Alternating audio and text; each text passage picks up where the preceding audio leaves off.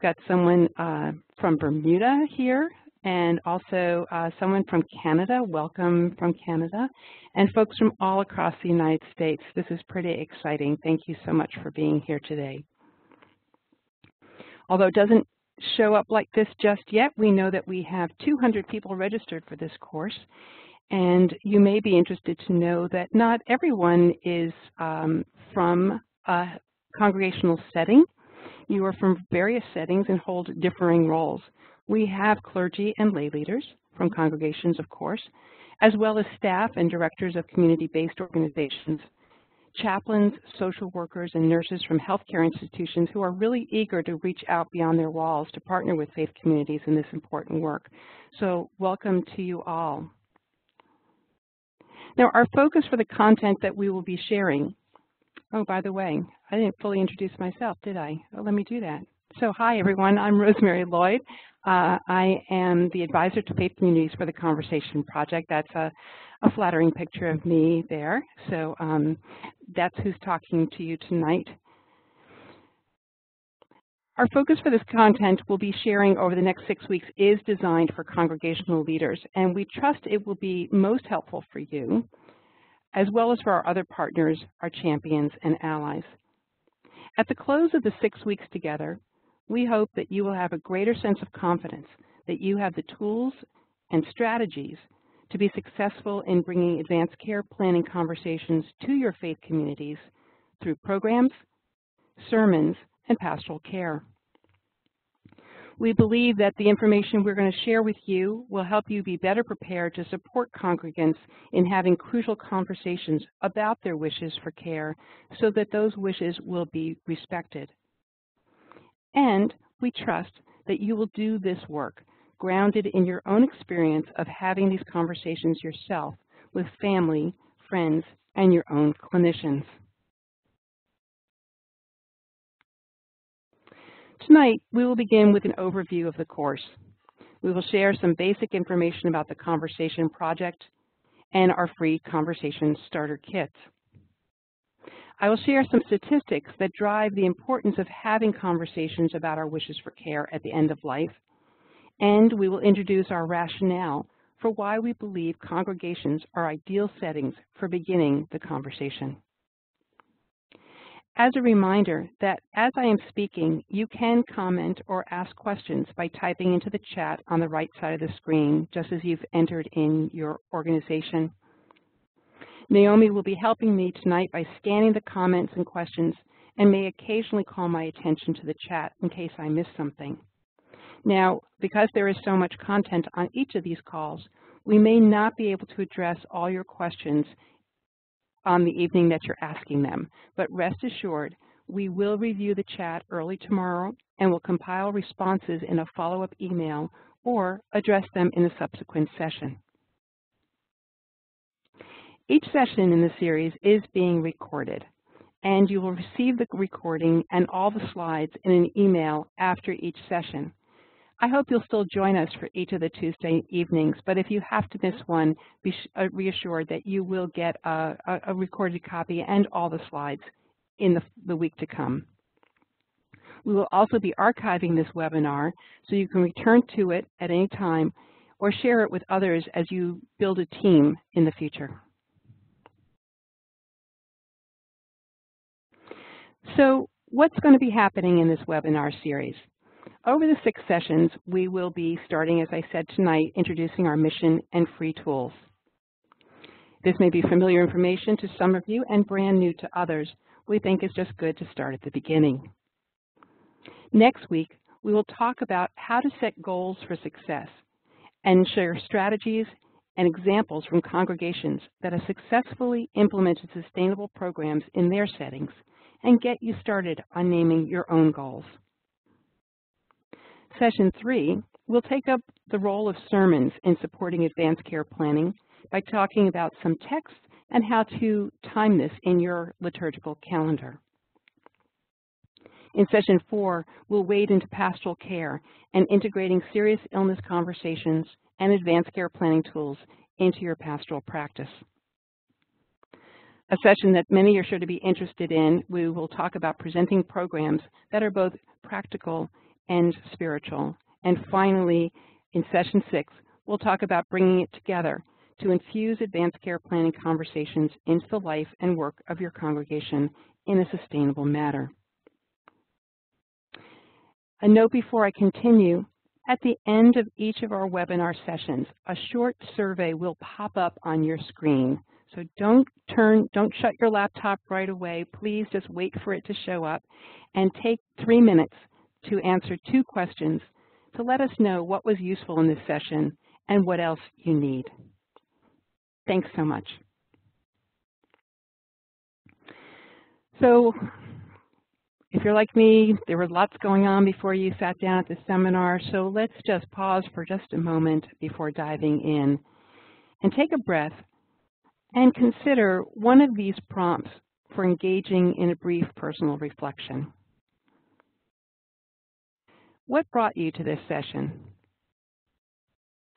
Or you could pause just to reflect on a question we often ask in our starter kit workshops about a time when you experienced a good or a so-called hard death, either personally or professionally.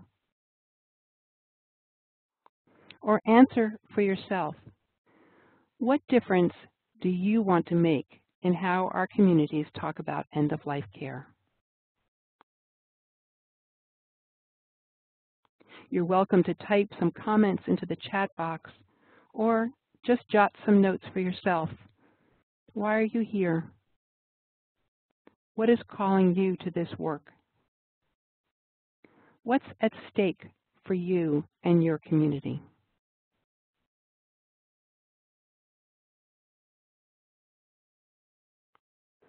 I want to acknowledge that you are making a significant commitment of time in your busy life to participate in this work.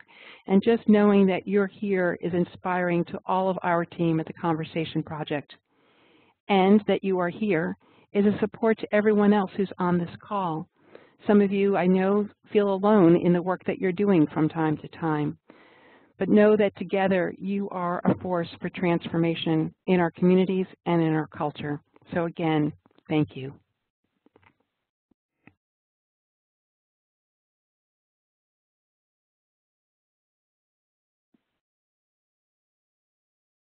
Thanks, Meg, for chatting in. She's here because she's looking for an opportunity to bring calm to a challenging topic. Great. So we'll finish our reflection by just having this quote up here from Atul Gawande, who wrote that our ultimate goal, after all, is not a good death, but a good life to the very end. Well, that's a lot of why the Conversation Project even exists. We are, as you may know, a public engagement campaign dedicated to assuring that everyone's wishes for end-of-life care are expressed and respected for the sake of having a great life to the very end. But I'm here for some other reasons too. Some of you have heard me say this before, but I'm here because of statistics. And here are some of the statistics that tell a story that motivates me to do this work. In study after study, we learn that 70% of Americans say that they hope to die at home. But what we're finding is that 70% of us are actually dying in the hospital, in nursing homes, in rehab centers, and in ambulances going from place to place. That means that there's a gap in what we hope and what's actually happening. And in that gap, I believe, there's suffering. I think, too, that everyone on this call has an interest in reducing suffering. One of the ways that we can do that is by having more conversations, not by judging where people want to die or saying one place is better than another, but in understanding one another and what our convictions are, what our values and beliefs are, and what our family practices are that would have us be one place or another, or wish for that. We also know from our studies that we've done that 80% of people hope to talk to their doctors about their wishes for care. But in fact, when we talk to folks about this more deeply, we learn that here, at least in the state where I'm speaking from today, Massachusetts, only 17% have had this conversation, And in California, a similar study was done, finding only 7% of people were actually talking to their doctors. We believe that this is a public engagement campaign where we can be bringing pressure from the people who are using healthcare, that's all of us, into the healthcare system to say, don't be afraid to have this conversation with us, dear doctor or nurse or PA or social worker or chaplain. We're prepared, we're ready, we'd like to have this conversation with you. We also heard that 90% think it's really important to have this conversation, a conversation about what matters most, what kind of care we want and the kind of care we don't want. But unfortunately, only 30% of us seem to be doing this conversation. We're going to talk in a little bit about what might be getting in the way and how we can be shifting that. And then finally, the statistic that we like to remind everyone of is that the mortality rate is still holding steady at 100%. So this is a conversation we can be having with everyone because it affects everyone. And let's get started on learning about how to do this, especially in the face of objections or resistance. What are some of the things that people say about why they're not having these conversations? Some say, well, it's just too soon. I'm too young, or I'm too healthy. Why should I talk about what I want at the end of my life when I don't feel like anything wrong is going on? Others say, I don't want to upset my family member, my spouse, my child, my friends. By bringing it up, it might be an upsetting conversation. But one of the things we also hear is, I don't know what to talk about or how to bring it up. And that's why at the Conversation Project, we have created a variety of starter kit guides, ways to start this conversation with people in our circle of care, the people we love, our family, our friends, and the people who provide professional care for us, our clinicians. So as you can see on this screen, I'm showing you some examples of some of the starter kits that you can find at our website. Our flagship starter kit, the Conversation Starter Kit.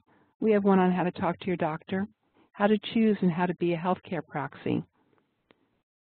We also have one for families where someone in their life has Alzheimer's disease or another form of dementia. And we also have a starter kit for parents of seriously ill children. We hope you'll take a look at our website and get familiar with the different resources that are there, and we will be talking more about them in the weeks to come.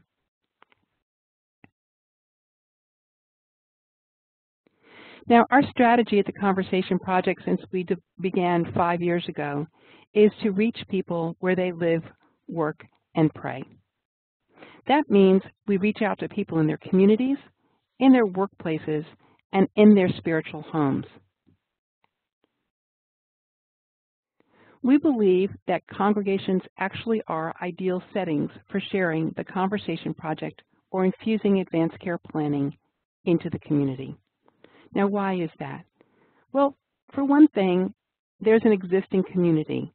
People are already gathered in a particular place of all ages that are committed to living according to shared values. What a great frame for having the conversation, a place that's familiar, a place where people can talk about important, deep issues, and a place where it's across generations. You know that we believe that the conversation could be happening very early on, and we'd like to see this conversation started sooner rather than later, not only in a lifespan, but also by age. Congregations are places that encourage living with more compassion and less fear, right? And these are things that we're all going to need if we're going to engage in these kinds of tender conversations. They're also storytelling communities. And really, so much of this work is about sharing our stories. That's where we begin, talking about what happened when someone died, what worked when it came to care or communication, and what didn't. Stories about what we hope and what we fear. Congregations have at their heart storytelling.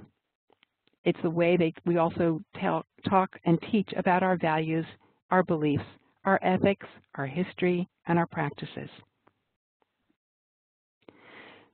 Some congregations are places where the seeds of cultural change are planted, and we certainly need culture change on this topic. I like this one, that we say that congregations are places that like to eat together. And what does that have to do with talking about end-of-life care wishes?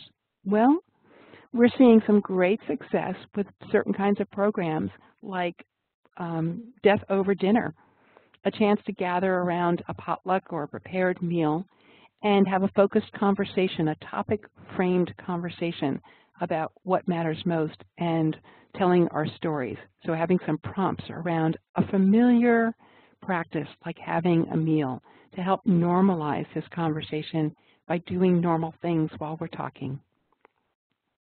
The resulting conversations, wherever we've seen this done, are remarkable for their intimacy and their liveliness. And reason number 6 is that congregations are places that are positioned to support people with advancing serious illnesses, as well as supporting the families and professional caregivers and clinicians. We'll share some stories about that in the coming weeks. I said at the beginning that I trust that in bringing advanced care conversations to your congregation, you will ground your work in your own experience.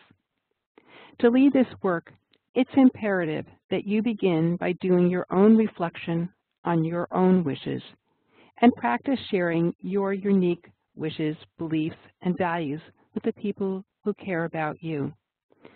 So we're going to be encouraging you right from the very start to begin the conversation with you by taking on our starter kit and beginning to work through that starter kit so you understand not only the obstacles but the blessings that are available in having these conversations.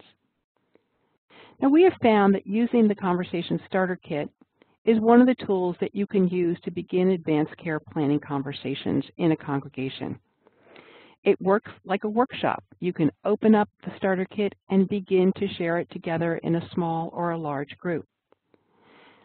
If you want to learn more about how to speak about the Conversation Project or learn more about using the Conversation Starter Kit itself, we hold regular quarterly community calls about how to be a speaker for the Conversation Project, and there's a call actually coming up tomorrow afternoon at 3 o'clock Eastern, and you can also listen to those recordings on the web. Now, one of the things that may not be addressed in those general community-based, community-targeted conversation trainings is what I recommend when we're doing this in a congregation, and that is to begin by setting a theological frame. When I go into another community, especially one that's different from my faith tradition, which is Unitarian Universalist, a Judeo-Christian tradition, I invite the senior clergy person or a scholar or a teacher from that congregation to open up the conversation by setting a theological frame, by sharing texts or teachings, rituals or practices that encourage people to have courageous, values-based conversations. So when you think about that, what you might begin thinking now, but again, this is one of our future calls, is to consider the models of faithful living in your tradition that can help people engage in the spiritual practice of embracing the reality of their mortality and being generous enough to give this gift of talking to their loved ones. So please feel free, even now if you'd like, to share some of your favorite texts or teachings in the chat. We'll compile them to share with others in a future session or email.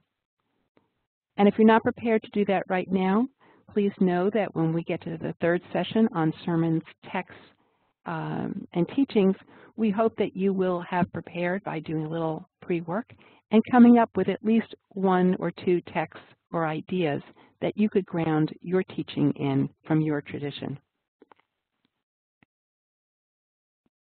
Now, just as we started this session with a short reflection, that's how the conversation starter kit process begins as well. By pausing, quieting the body, taking a deep breath, perhaps even closing your eyes, and completing the first exercise in the starter kit. And that is to finish this sentence. When I think about the end of my life, what matters most to me is.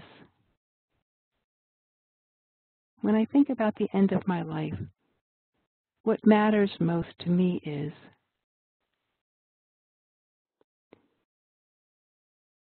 Letting those images come to mind, those feelings come to heart, those thoughts come to articulate what matters most to you.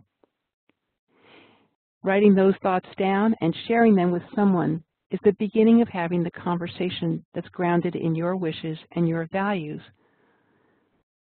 Beginning there rather than having a conversation that begins with talking about advanced medical technology and interventions. Some of the things that we've heard from folks about what matters most to them is represented in this Wordle slide. People hope that it will be peaceful, surrounded by family and friends, at ease, without pain. We often hear about laughter and music.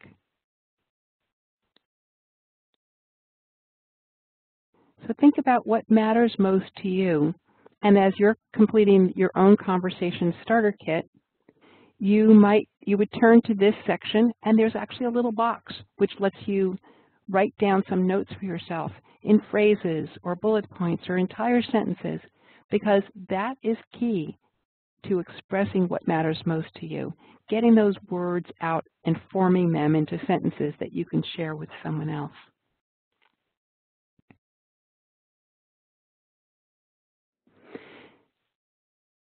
Feel free to continue sharing what matters most to you.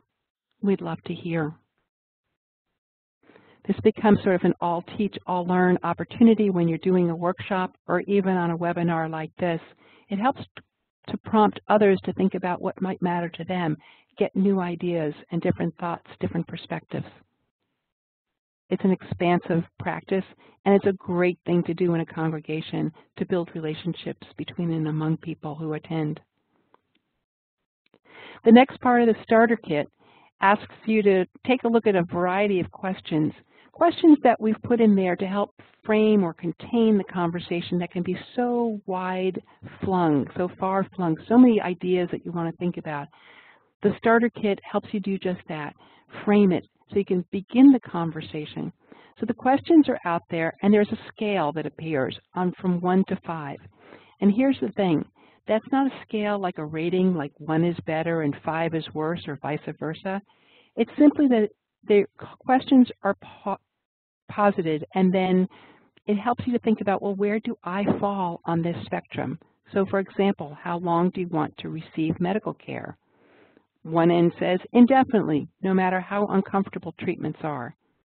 And it goes across the scale to, well, quality of life is more important to me than quantity. That might affect how long or how much care I would want to choose.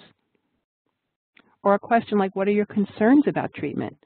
And some people will have a concern that I won't get enough care. And that's really important to pay attention to and to be able to articulate for yourself. The concern might be based in just the kind of care, what you've seen in your life, or what you've experienced culturally in the healthcare system. Some people might be worried that they'll get overly aggressive care.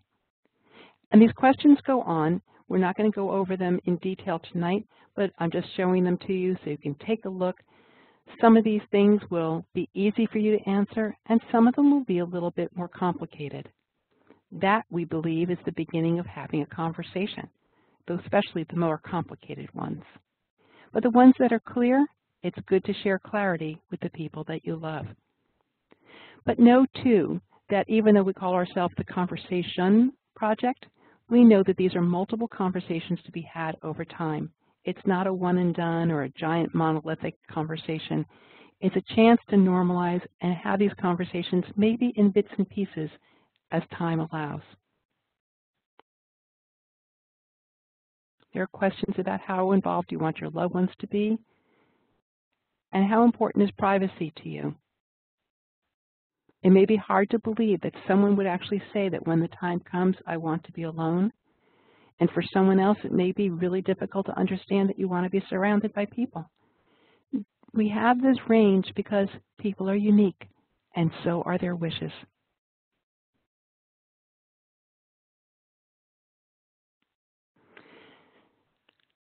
So between now and next Tuesday, we hope that one of the things that you will do is download the starter kit and complete the entire process of reflection for yourself, to go through all those questions. Even if you've done it before, it's an interesting exercise to do. We hear this time and again. People have done it repeatedly, and different insights arise at different times.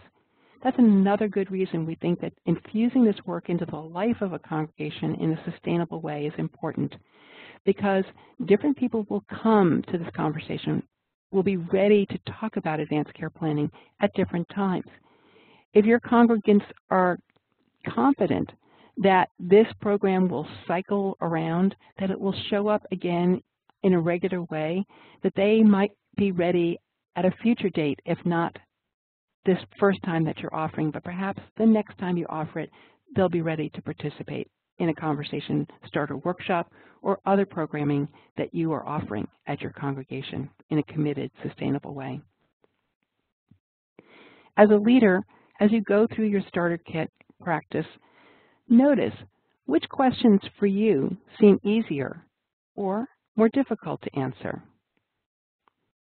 Did you find yourself saying, well, if this was a situation, I would want one thing, but if that were to change, I'd want another? Could that be a cue that more conversation is needed and very important? I will tell you that we encourage people as they're doing this to try very hard, and it's hard to pull yourself back to this, but it's a little like meditating. Pull yourself back to the present moment, to where you are now in your present tense body and mind, and how would you answer it the way you feel now, and also to imagine for yourself in the future, a future that you can't know, but you can imagine what it might be like then. That's part of the spectrum of the conversation. And as I say, we like to encourage you to take action. We know this is going to be a fast-paced and fully packed webinar series. We encourage you to have some benchmarks for yourself, and the first one I'm offering you is to please complete doing the starter kit and try talking to at least one person about your wishes by next Tuesday.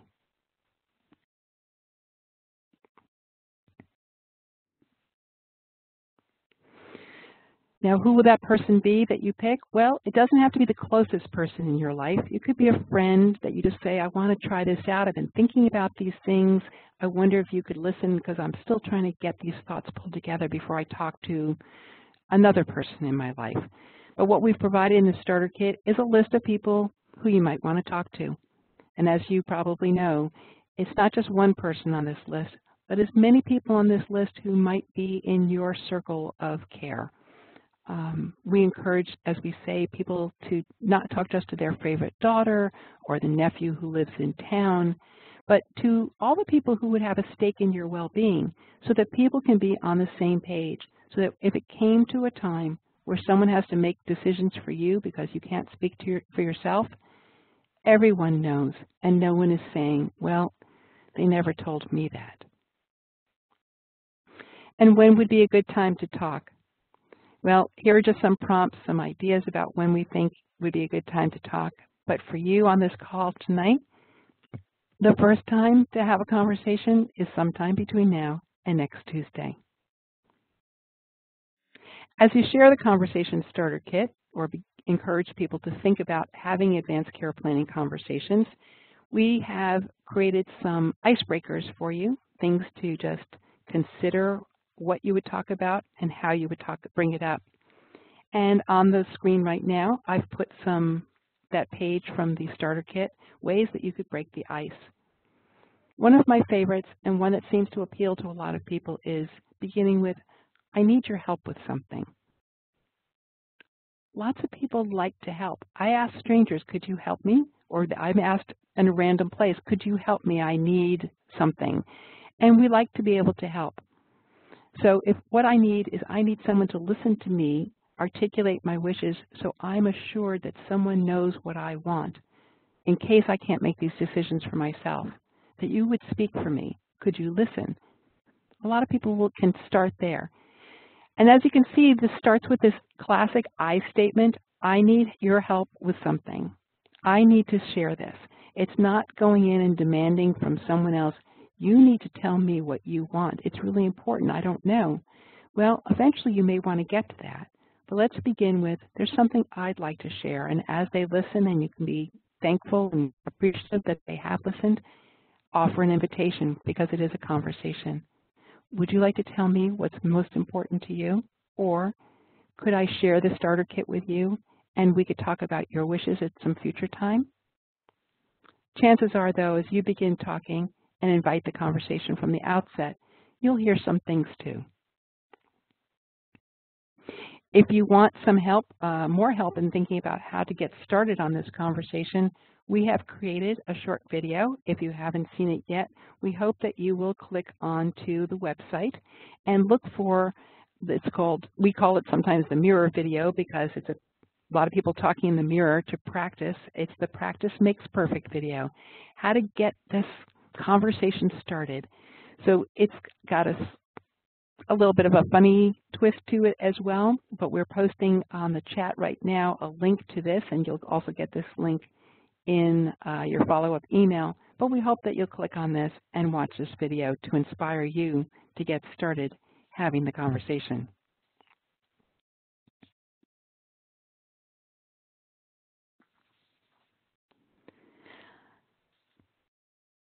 What is covered in your conversation as you get started? Well, there are a lot of things that we want to be able to say to people that we love. And some of them are specific, and some of them are a little more general. I want to share this letter that's posted up on the website, on the webinar now, for those of you who are looking at a screen. This is a letter that was written by one of our consultants, a doctor who participated in our early work, Dr. Lisa Boudreau, mother of teenage children, a wife, and she thought, what do I really want to be able to say without knowing all the specifics? And so she wrote this letter, and we are sharing that on our website, and we're giving you a link right now in the chat. If you need to Google it later, when you want to find it, it's called the Don't Panic letter. Just Google or search for Don't Panic, and it will show up on our website. But I want to read this to you now because I think it's a beautiful way to express some things that, if this had to be read in a letter afterwards, could be very reassuring to people. And I love this one so much myself that I've copied it, and it's on my computer desktop so that it's in the just in case file, in case anyone needs to find this information in the aftermath to be reassured. If you're faced with a decision that you're not ready for, it's okay, she writes to her family. I'll try to let you know what I would want for various circumstances. But if you come to something we haven't anticipated, it's okay. And if you come to a decision point and what you decide results in my death, it's okay. You don't need to worry that you've caused my death. You haven't. I will die because of my illness or my body failing or whatever. You don't need to feel responsible. Forgiveness is not required. But if you feel bad, responsible, guilty, first of all, don't. And second of all, you are loved and forgiven. If you're faced with a snap decision, don't panic. Choose comfort, choose home, choose less intervention. Choose to be together at my side, holding my hand, singing, laughing, loving, celebrating, and carrying on. I will keep loving you and watching you and being proud of you.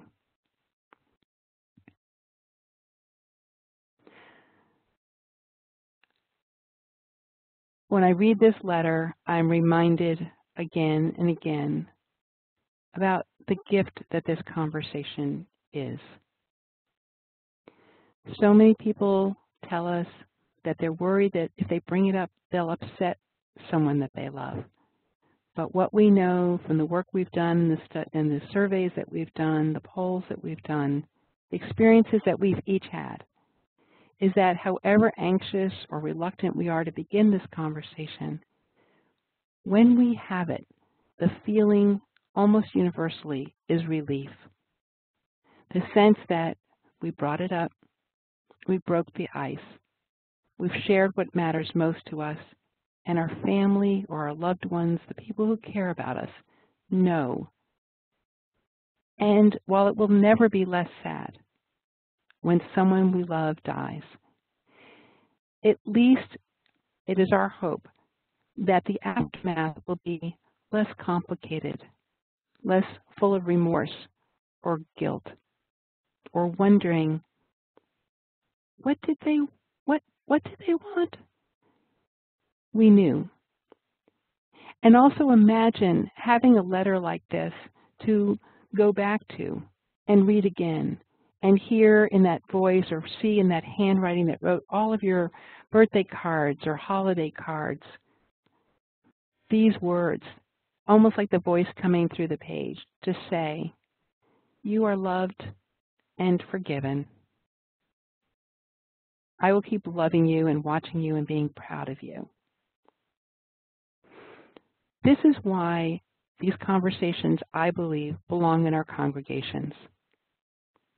We're getting to the heart of the matter, to the depth of our human relationships. We're strengthening them, building bonds, telling the truth, and modeling courage. We're also entering a deep spiritual practice of embracing the reality of our mortality.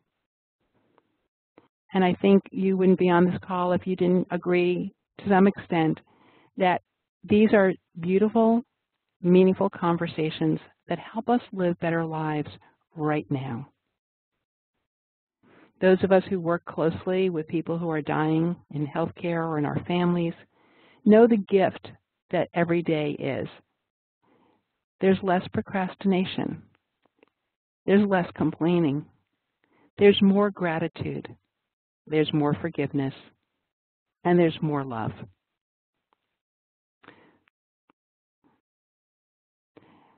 So I hope that this is part of what inspires you to take on this work, even though as you look ahead, some of it may seem daunting and you might be wondering, what about this all setting goals and aims and gee, we've tried this before and it's hard and people don't want to talk about it.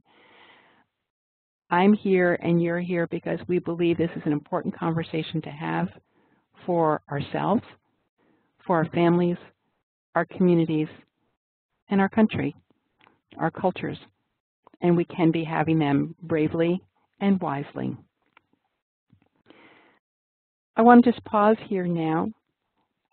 I've been doing a lot of talking, and I'd like to hear any questions that are on your mind at the outset. Feel free to chat into the chat box, and let us know what's on your mind.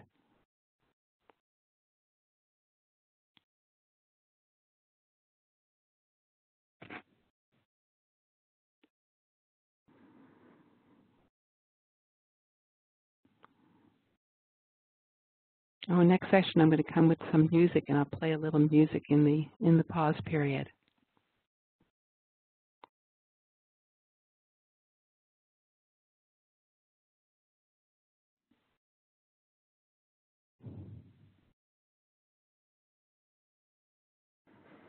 And if new people jumped on the call since we began and you want to let us know where you're from, what your congregation or organization is, we'd love to have you type that into the chat box as well.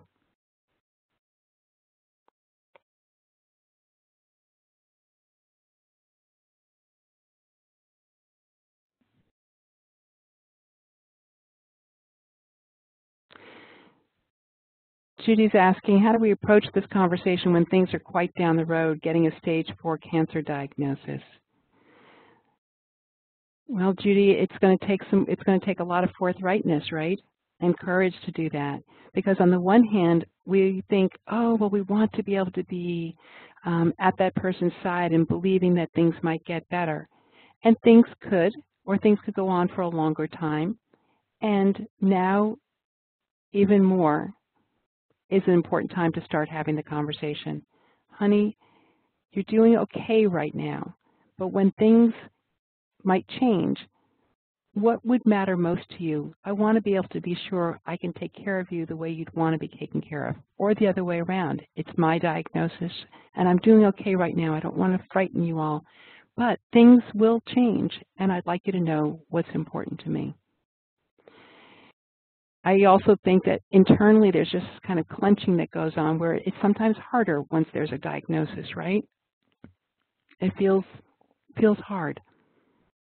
And it's why we encourage people to talk about this when they are well, so that it's broken the ice and we can start sooner. Sheila's wondering if there are members who are willing to connect outside of this webinar series, perhaps during these 6 weeks or afterwards. Good question, Sheila. We're trying to figure out a way how we might do that, to create either a closed Facebook page or some sort of pods that people can connect. We haven't quite figured that out, but if you want to let us work on that, we will get back to you.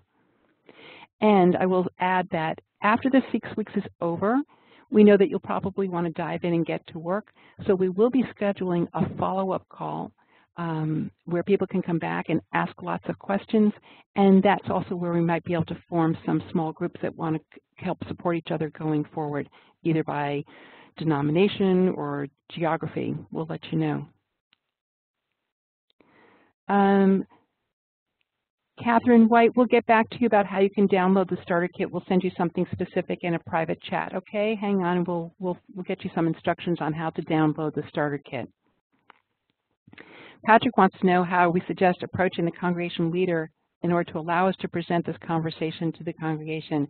Thanks for anticipating that question, Patrick. We'll be talking about that next week. I hope you can hold on till then.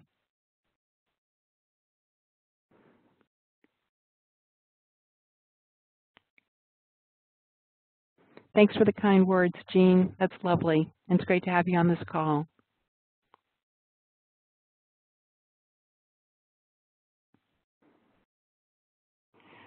Someone also asked if there are CEUs that are being awarded. We did not work that out for this call, Catherine. If you let us know what area that you would be wanting them in, social work, nursing, medicine, please let us know, chaplaincy, and maybe in the future we can actually figure that out. Thanks. Strategies, please suggest strategies for partnering with other ministries in the conversation. Betty, do you mean by what do you mean by other ministries? Please let me know about that, and maybe I can be more specific.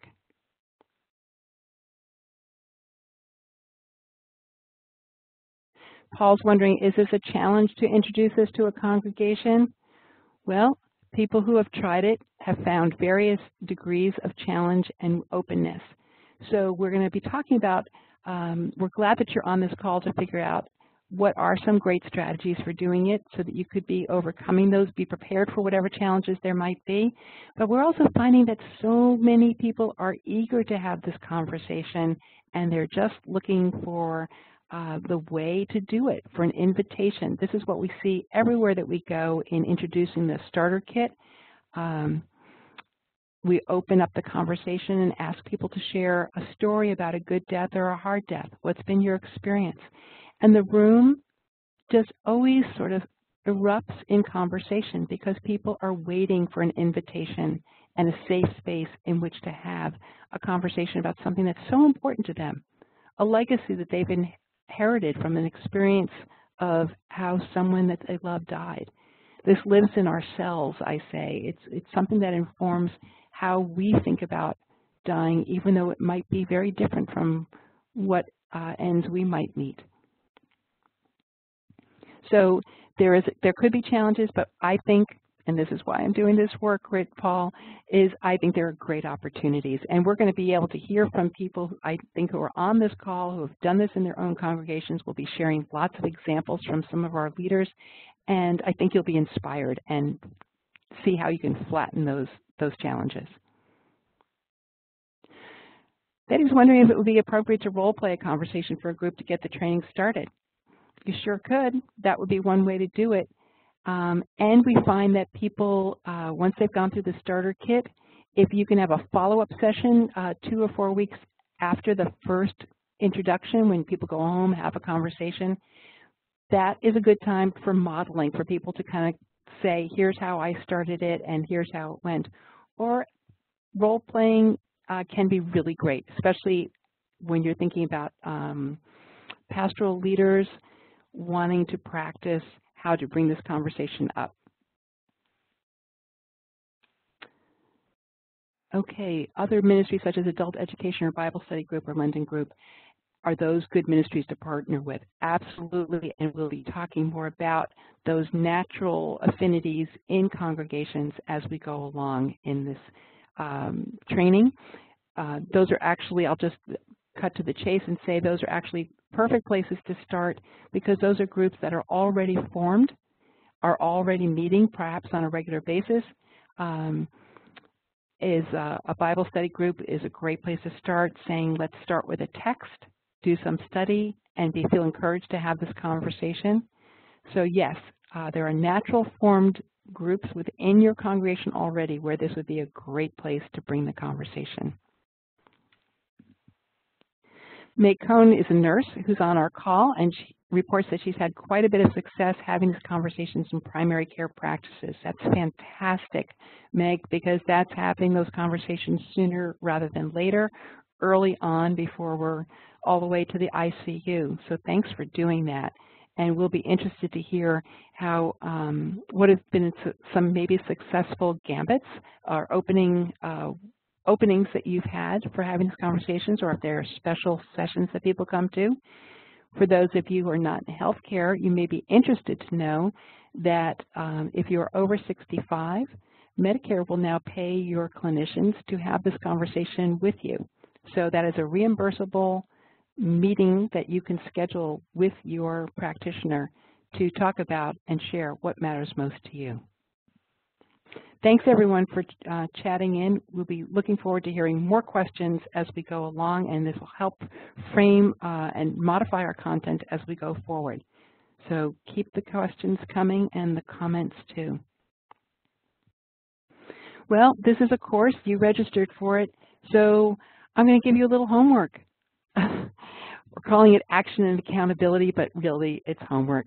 But it's not onerous. I hope that these will just be ideas for you to take into your next week and be prepared for our next session. We encourage you to please download the Conversation Starter Kit Guide from our website. And the website is right there, www.theconversationproject.org. Finish your reflection, at least the first one, or the second or the fourth one that you've done, and try having a conversation with someone by next Tuesday. You may not get through everything, but maybe you'll tell someone 3 things that are very important to you that you'd like them to know. It's a way to just practice getting those words out of your mouth, which it's like anything else. We think we know exactly what we want to say until we start saying it, and it can be a little stumbling, a little hesitant, and that's absolutely fine. So good luck with your conversation. We'll be really interested to hear how it goes. Also, please go to our website, and in the Resource Center under Faith Resources, we hope you will download the Getting Started in Congregations Guide and browse through it.